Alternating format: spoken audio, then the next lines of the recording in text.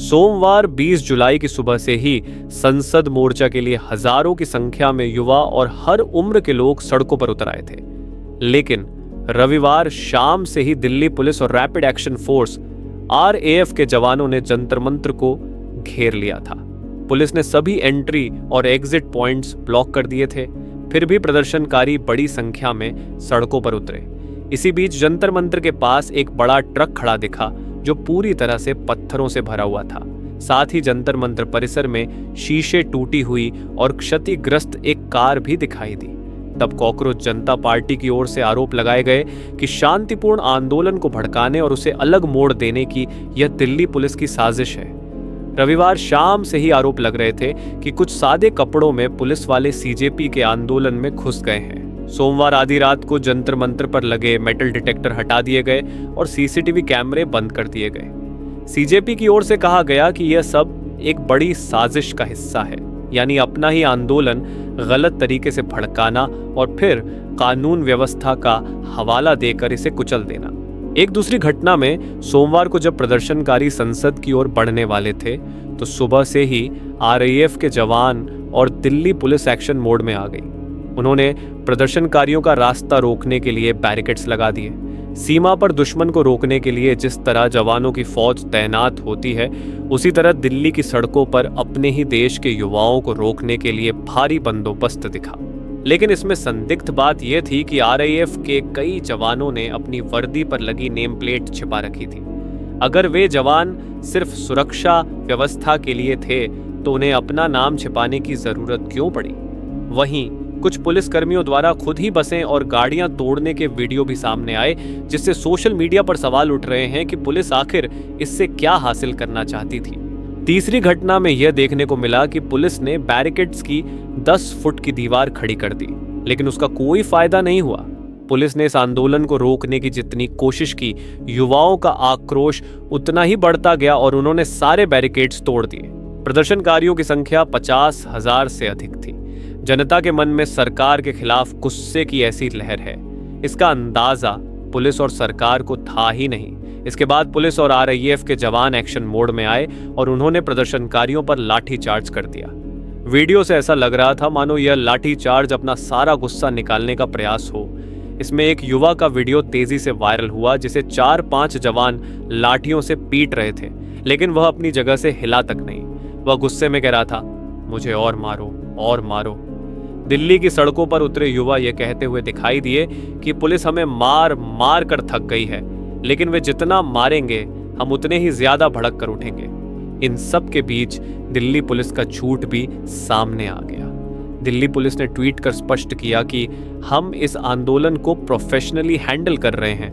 हम बल प्रयोग कर रहे हैं या प्रदर्शनकारियों को हिरासत में ले रहे हैं, ये सब अफवाहें फैलाई जा रही हैं। लेकिन वीडियो में पुलिस बेरहमी से लाठी चार्ज करते हुए साफ दिख रही थी।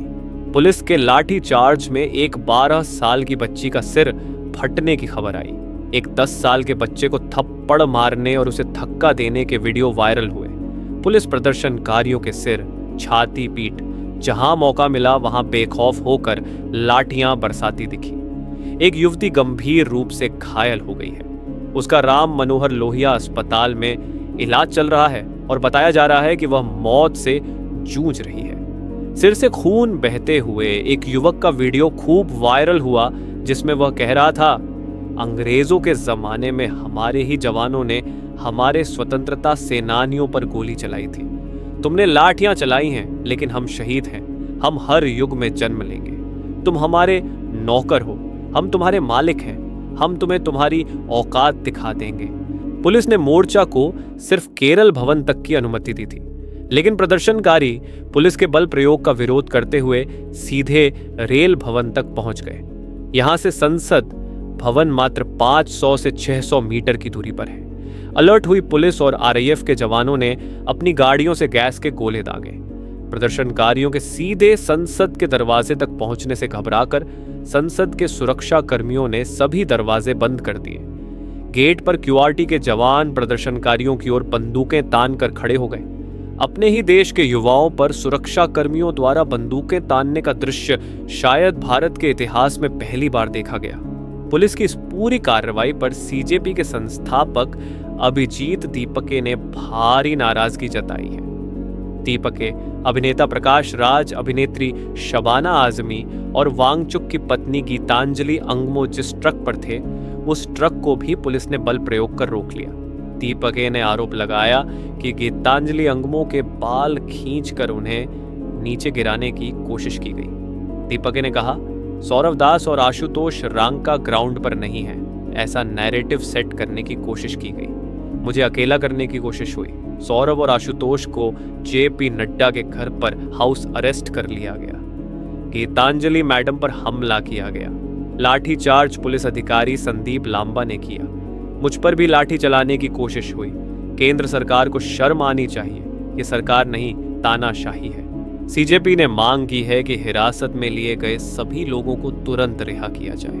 दिल्ली पुलिस और सरकार ने कल आंदोलन को कुचलने की जो कोशिश की, उसे दरकिनार करते हुए सीजेपी ने आज भी अपना आंदोलन जारी रखा है। पुलिस ने जंतर मंतर पर प्रदर्शनकारियों के टेंट उखाड़ फेंके थे, लेकिन रात में युवाओं ने फिर से टेंट लगाकर आंदोलन शुरू कर दिया है। जिन आरएएफ जवानों ने लाठीचार्ज किया था, वे जब सिर झुकाकर जा रहे थे, तब प्रदर्शनकारी तालियां बजाकर और हंसकर उन्हें विदाई दे रहे थे।